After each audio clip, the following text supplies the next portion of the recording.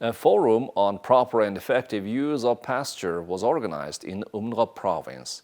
In this forum, the authorities of the Somos and herders participated and discussed problems faced in livestock pastures and shared views about the draft of a new law on the proper usage of pastures.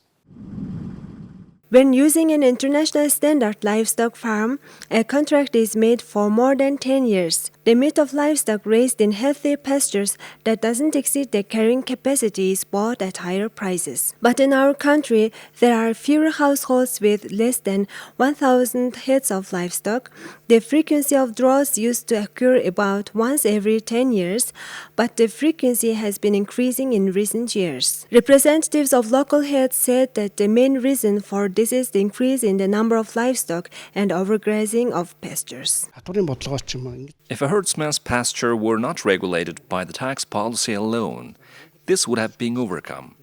The issue of whether Mongolia exists or not will be discussed. We haven't seen what opportunities the future holds for us. We are focused only on increasing the number of livestock.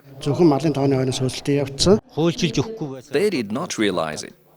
So they wasted a lot of time. It seems me that politicians are afraid of making strict laws. Livestock are under the protection of the state. If the herdsmen keep quarreling over the pastures as their private property, the situation will just get worse every year.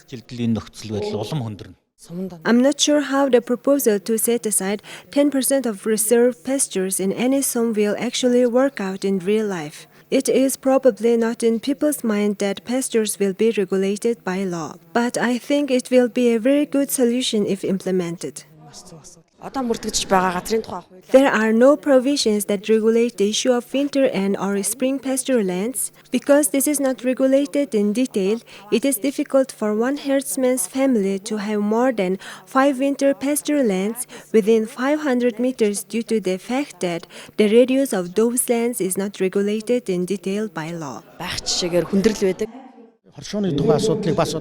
The issue of cooperatives should be included in this law. It should be specified clearly. Then cooperatives should protect their crops in winter and spring pasture lands, increase crop yields by sowing perennial seeds, and release water from wells. The legal framework for the protection of pasture is provided only in Section 52.2 of the Land Law. In the future, it is necessary to improve it and reflect the specific provisions of the region in detail.